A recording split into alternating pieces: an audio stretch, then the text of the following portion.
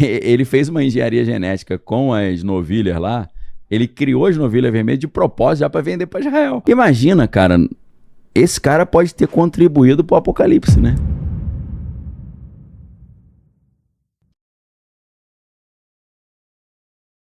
Naquela estratégia de dividir para enfraquecer. Aí vamos para aquela teoria da conspiração de que Israel já está construindo, já tem tudo pronto no subsolo para levantar o terceiro templo, que é embaixo dessa mesquita. Não, aí, né? Isso não é conspiração, não. No subsolo, não, mas existe o Instituto do Templo e eles já têm todo o material pronto. Isso é fato. Tem site. Isso é divulgado, Eles têm, inclusive, aquela novilha vermelha já pronta. Mas de que eles já estão escavando é isso conspiração. Também. Não, mas tem muitas escavações que são a justificativa é escavação arqueológica. Ah, tá. Mas é claro que um cara pode chegar e aproveitar e botar uma bomba ali, né? Caramba. Aí você explode aquilo e bota a culpa no Irã. Ah, pô, você explodiu? Não, eu não, cara. Foi eles que jogaram míssil. Então, pra isso acontecer, não é muito difícil, não. Então, assim, cara, quando eu vi essa bomba ou esse destroço caindo a 400 metros, você tem noção? 400 metros do Muro das Lamentações. É muito perto, cara. Falei, meu irmão, se tivesse pego no muro ali, era a Terceira Guerra Mundial. TV. Batendo. Aí o apocalipse ia... Aí o que acontecia lá, novilha vermelha, né? Que os caras... Essa novilha vermelha é meio gambiarra, né? Porque não foi natural. O maluco fez a engenharia genética lá no Texas, né? E aí o cara já fez na maldade. Ele fez igual o Steve Jobs. Não sei se você conhece aquela história do Steve Jobs quando ele foi expulso da Apple. Não. Ele foi expulso da Apple e ele criou uma empresa chamada Next. Sim. E nessa empresa Next, ele cria um negócio malucaço. Que ele cria um computador que ele tem um ângulo torto. Ele é um pouquinho torto. Que ele tinha esses conceitos de estética maluco, né? Ele botava coisa dentro do computador que ninguém ia ver, porque o computador é todo selado. Aí os caras, pra que fazer isso? Ninguém vai ver, ninguém vai saber que tem isso. Ele, mas eu sei. Exato. Acho que ele queria deixar belo lá dentro. Os caras falam, pra quê? Ninguém vê. Gastar dinheiro com isso, ninguém vai ver, mas eu tô vendo. Mas eu sei que tem, né? Então ele cria esse computador, essa empresa Next com um computador que é meio tortinho. E ele começou na maldade a já fazer o quê? Como eu conheço a Apple, eu conheço que tipo de serviços e equipamentos que a Apple precisa para escalar. Então ele criou exatamente tudo que a Apple estava precisando, ao ponto que a Apple compra a Next e ele volta a fazer parte da Apple com isso aí. E foi aí que ele chegou arrasando, né? Ele entrou de sócio na Pixar. Na Pixar também. O cara não é bobo, né, cara? Então, o maluco revolucionou acho que umas 5 áreas diferentes. Que foi computação, né, junto com o Steve Wozniak. Porque o Apple I, o Apple I foi o primeiro computador pessoal, PC. Não, e com esse negócio de ícones, né? Sim. Essa interface amigável é coisa dele. É dele. Ele roubou algumas ideias do Xerox, de outro tudo, da IBM. Copiador, da IBM, mas, cara, ele pegou tudo e deixou bonitão lá, né? O cara teve um insight, né? E dizem que ele só ficou bilionário com a Pixar, né? Foi mesmo? Com a Apple, Com a Apple ele não ganhou dinheiro. Porque ele era acionista, né? Ele não era majoritário. A Pixar ele ganhou uma grana. A Pixar que ele explodiu mesmo. A Pixar ele virou bilionário. Então assim, era um cara que era grosso pra caramba. Psicopata, meio assim, insensível. Colocava os caras pra trabalhar no limite. Não vamos ficar endeusando o cara, mas, meu irmão, o maluco era ninja. E o cara não era nem programador, pô, não era engenheiro de computação. Ele era o cara que era o maestro da orquestra. Ele sabia montar boas equipes, né? Então, assim como... Por que eu tô falando do Steve Jobs? Esse cara do Texas, que é um engenheiro agrônomo, ele fez uma engenharia genética com as novilhas lá. Ele criou as novilhas vermelhas de propósito já para vender para Israel. Ah, é? Já na maldade. E vendeu por uma grana. Leu a Bíblia, viu? Leu a Bíblia, sabia que eles estavam precisando. Imagina, cara, esse cara pode ter contribuído pro apocalipse, né? Imagina assim, um cara... Porque tem algumas pessoas que fazem coisas que o cara botou uma peça fundamental no quebra-cabeça do apocalipse. Esse cara que fez essa engenharia genética, ele teve uma participação vital. Porque sem a novilha vermelha não tem terceiro templo. Não existe. Mas esse discurso apocalíptico tá meio se espalhando dentro dos Estados Unidos, né? Total. Dentro do MAGA e tal. Tem muita gente que acha que eles são os caras mesmo para acelerar esse apocalipse. Então, o Pete Hegseth, que é o secretário da guerra, em 2018, cara, numa palestra ele falou, eu não vejo por que a gente não vai reconstruir o terceiro templo. Você vai, pra que esses caras estão falando isso? Aí o Trump, quando começa, dia 28 de fevereiro... Sabendo que se reconstruir significa criar um problemão com o mundo árabe, né? Com o mundo muçulmano, né? Total. A não ser que isso faça parte do acordo de paz, né? Ah, duvido, né? Não, acho que vai ser uma parte das condições. Será? Né? Imagina que você tem uma guerra ali no Oriente Médio, essa que a gente está tendo agora, que ela vira um negócio caótico. Vamos supor que Israel, os Estados Unidos jogam uma bomba atômica lá no Irã. Aí fica aquele caos e aí, de repente, eles sentam numa mesa e falam, olha, a gente pode parar essa guerra, mas tem uma condição. Tem que acabar com esse negócio de atacar Israel. Se vocês combinarem de nunca mais atacar Israel, a gente vai criar um Estado palestino, fazendo a famosa solução de 2 estados, mas vocês vão precisar liberar um monte do templo pra gente reconstruir Será que o templo. liberar? O terceiro do lugar mais É sagrado difícil. dos caras? Humanamente é impossível. É. Mas talvez o contexto seja tão caótico que isso leve os caras a botar na balança. Ou vamos supor que acabou que o Irã, sem querer, jogou um míssil e explodiu tudo. Já tá tudo explodido. A não ser né? isso eu acho mais... Aí eles falam, olha, já que explodiu, você libera um monte, a gente dá pra vocês um estado e a gente garante que não vai ter mais briga. Pode ser também, entendeu? Então é um cenário Qual hipotético. Qual é o contexto do terceiro templo na Bíblia? Então, o contexto do terceiro templo está associado a esse acordo de paz. Então parece que quando chega a paz entre judeus e árabes, eles conseguem conversar sobre esse assunto e chegar a um consenso da reconstrução do templo. Porque é tipo assim, ó, você tem ali a Cisjordânia, né? Que é o monte... A galera não tem essa noção, mas ali onde tem um monte do templo fica na Cisjordânia. Teoricamente é fora de Israel, né? Já tá numa parte do território palestino que tem... Você tem... Entre a Cisjordânia e a faixa de Gaza, você tem Israel, né? Então, você tem 2 territórios palestinos em cada lugar. Então, pode ser que... isso aí é o desenho do templo original, né? Não o original, assim, o segundo templo. Houve 2 templos, né? Parece que são 3, mas na verdade são 2. O primeiro que foi Salomão que construiu. É porque o pessoal confunde que o primeiro era uma coisa mais simples, né? Ele era móvel, né? Como chamava? É o tabernáculo. O tabernáculo era uma tenda, né? Que eles montavam. Esse não conta como o templo, né? O tabernáculo eles montavam e desmontavam no deserto. Então, assim, o templo é como se fosse uma expansão do conceito do tabernáculo. No pátio, ou átrio, né? Sim. Você tinha o altar do sacrifício, onde o sacerdote sacrificava o animal. Aí tinha ali valetas que escorria esse sangue, né? Do animal sacrificado. E aí depois tinha o lavatório, que era onde o sacerdote, depois de matar o animal, ele se lavava, se limpava. E aí tem ali, ó. Sim. Então, aquilo ali é o significado de holocausto. A gente hoje você ouve o holocausto e você fala, foi o que os alemães fizeram com os judeus. Mas o holocausto é curioso que é uma palavra grega, né? Não é uma palavra que vem de uma origem judaica. Aí você fala, Daniel, mas tem palavra que tem origem judaica? Tem várias, né? Sábado. Sábado vem de Shabat, né? Que é o descanso. Então, holocausto vem do grego holos, que é todo, e cáusto, que é queimar. Igual soda cáustica, é a soda que queima, né? Então, ali é o holocausto, por quê? Porque o sacrifício era completamente queimado. Era o que a Bíblia chama de ofertas completamente queimadas, né? Então, o sacerdote, uma vez por ano, ele entregava esse animal ali no altar. Depois ele ia naquela pia ali do lavatório, onde o sacerdote está ali, em frente à piazinha, né? E aí depois você tinha uma porta para entrar no lugar santo. O lugar santo era a primeira parte desse tabernáculo, da estrutura do tabernáculo, e era muito curioso, é muito detalhe. A Bíblia diz os tamanhos exatos da estrutura.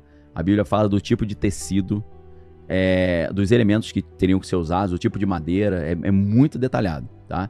E é claro que aí entra naquela ideia da geometria sagrada, né? Você tem ali uma geometria sagrada de Deus, que fazendo do jeito que ele orientou, você abre um portal de comunicação com Deus. Que é uma loucura isso, mas... né? Maçom entende bem, né? Pelo menos o maçom que é mais profundo no conhecimento. Então, naquele primeiro espaço ali, que é o lugar santo, havia 3 elementos. O tabernáculo, o candelabro, que é a menorá, em hebraico, né? Que é aquele candelabro com 7 hastes ali. E aí você tem um óleo, né, que alimenta aquele fogo. Tem a mesa de pães, onde o sacerdote come esse pão sagrado, só ele podia comer, era um pão super específico, preparado de uma forma muito especial. E o altar do incensário, dos incensos. O incenso representava ali a oração, né? O pão representa o alimento espiritual e o candelabro, a menorá, representa a luz, né, da presença de Deus e tal, que ilumina o caminho. Essa estrutura não tinha janela, era uma estrutura completamente fechada, com pano muito grosso. Que aí tá aberto pra gente enxergar, mas seria tudo coberto aí. É tudo escuro, é bem escuro, e a única luzinha que tem é essa luz do candelabro. Tá. Então significa assim que o mundo vive em trevas, longe de Deus, mas existe uma pequena luz ali que mostra o caminho certo, né? E aí, entre esse primeiro espaço e o Santo dos Santos, onde está a Arca da Aliança ali do lado direito, tem o véu. né? Que na verdade era um tapete gigante, pesadíssimo, né? Que para instalar isso aí dava uma trabalheira terrível, né?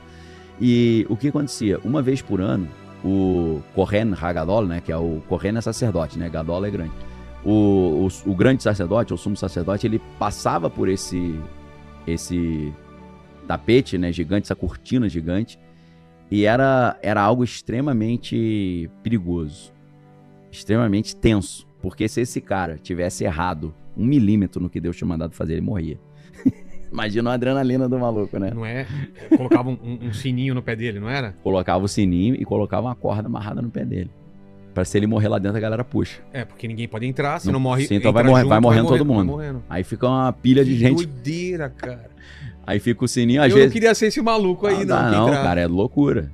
Isso aí é parada de maluco, cara. Tem que ser kamikaze, né, pra fazer isso. E aí, o que acontece? O cara entrava ali e ele tinha que pegar uma parte do sangue do animal que ele sacrificou e jogar em cima da tampa da arca, entendeu? Quando ele fazia isso, ele apresentava para Deus os pecados do povo e Deus perdoava o pecado do povo inteiro num único dia, que é o dia do perdão do pecado, né? Como é que é dia em hebraico? Yom. Como é que é perdão? Kippur. O Yom Kippur é isso. É o dia que o sacerdote... Não o sacerdote, o sumo sacerdote. Você tinha o sumo e tinha os outros sacerdotes. Só o sumo podia entrar ali. E aí ele tinha todas aquelas vestes hiper simbólicas, né? Tinha a mitra, que era um turbante. Aí tinha uma placa de ouro escrito Kodesh Le... Em hebraico é o nome sagrado de Deus, né? Então seria Kodesh Le para Jeová, separado para Deus ou consagrado ao Senhor, numa placa de ouro, que representa que está escrito na testa dele que ele é separado por Deus. A mitra, que é o turbante, representa que ele tem algo em cima dele que é Deus, é como se fosse o kippah. Ele tinha um éfode, que é uma roupa sagrada. Em cima dessa éfode ele tinha um peitoril, que era um quadrado com 12 pedras preciosas. Cada pedra preciosa representava um conceito espiritual e uma das 12 tribos. E entre outras coisas, né? A roupa de linho fino era tudo milimétrico. Na História dos Hebreus, que é um livro do Flávio Joséfo, que é um livro muito interessante porque é um historiador que pega a história da Bíblia e complementa a história da Bíblia com relatos históricos. Então ele vai contar desde a criação do mundo até a época da destruição do Templo de Jerusalém. E ele vai, para quem, assim, hoje, um protestante que pega a Bíblia, ali ó, a História dos Hebreus, esse mesmo. Você consegue entender como é que você faz a transição do Antigo Testamento para o Novo. Isso é muito interessante.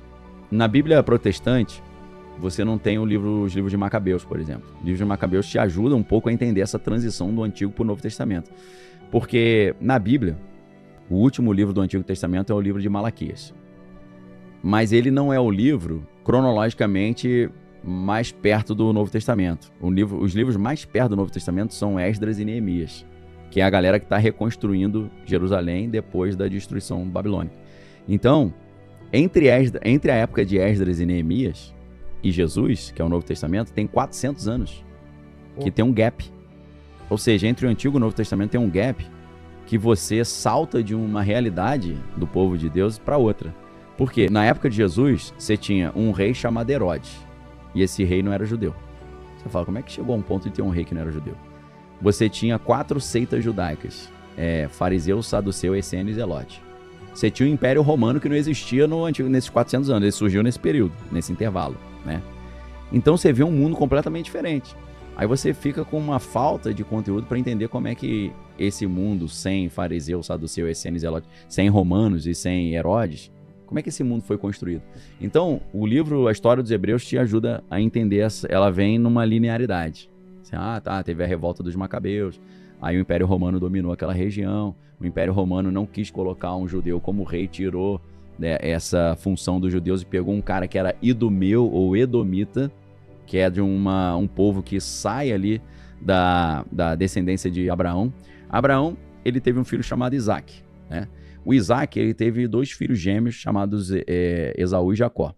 O Esaú, ele acabou se afastando desse povo de Jacó e ele cria um povo separado. Porque o apelido de Esaú, porque ele era ruivo, era Edom. Aí você fala, o que tem a ver Edom com ruivo? Edom em hebraico significa vermelho, né? Tem a ver com a palavra até Adam. Adam e Edom em hebraico escreve praticamente igual, né? Adam significa o terroso, que veio da terra. Ah, é? Porque a terra é vermelha por causa do ferro. Ah, tá. Então, Adão significa o humano, né? O humano também tem a ver com isso, porque o humano tem a ver com humus, que é a terra. E Adão significa o cara que é da terra também. É o mesmo conceito. E aí dá origem à palavra Dam, que é sangue, e Adam, que é o homem, e Edom, que é vermelho. Então tudo tem a ver com a ideia de vermelho. Terra vermelha, o homem veio da terra que é vermelha e por aí vai. Então esse cara, Edom, ele dá origem ao povo edomita, que também é conhecido como Idumeu, que acabou virando, em alguns momentos da história, um povo que era inimigo do povo de Deus. Então, eu acho que para dar uma humilhada no povo de Deus, né, nos judeus, o Império Romano colocou um inimigo como rei. Pois é. Então era uma situação humilhante para eles, né? Você tem um rei Israel que é do povo inimigo, poxa. Só que era um cara pau-mandado dos romanos, né? Era um governante por procuração de Roma. Vou te falar, Vilela, quando eu li essa parte da história dos hebreus, eu pensei, cara, não é possível que isso é verdade, cara. Se for verdade, isso aqui é uma das coisas mais maneiras que eu já vi na minha vida. Porque Alexandre o Grande, quando ele estava tentando derrotar a cidade de Sidom, Sidom era uma cidade que era uma fortaleza em cima de uma ilha de pedra. E como era uma ilha, ninguém conseguia invadir, porque ela era hiper protegida, né? O acesso era muito difícil. E aí, quando Alexandre o Grande estava tentando conquistar essa cidade, e havia uma profecia que a cidade super poderosa seria destruída por um conquistador, eles iam devastar a cidade inteira e ia ficar só a pedra, onde pescadores depois iam pescar, onde era um verdadeiro império. Alexandre o Grande cumpriu essa profecia. Ele destruiu. Só que aconteceu, ele estava com dificuldade de vencer essa cidade por causa do acesso. E malandramente, ele ficou 6 meses construindo um aterro, cara.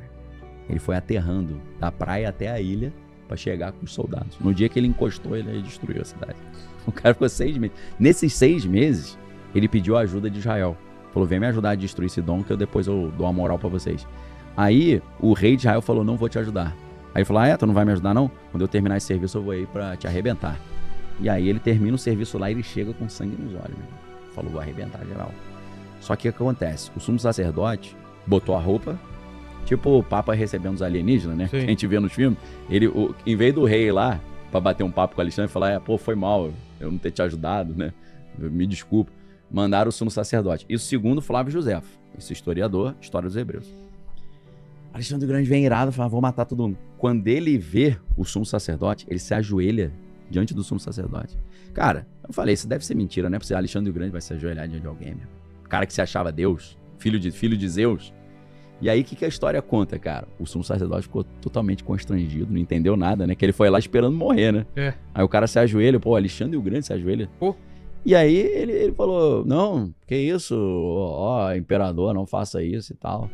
Aí ele falou, olha só, quando eu era criança, eu tive um sonho com um cara com essa roupa que você usa, dizendo, eu sou o sacerdote do Deus verdadeiro e eu te levanto para você conquistar as nações. Quando ele viu essa roupa, ele entrou em choque, porque ele tinha visto essa roupa quando ele era criança num sonho. Ele nunca tinha visto isso. O cara tá lá na Macedônia, isso aqui é em Israel. Não tinha internet na época.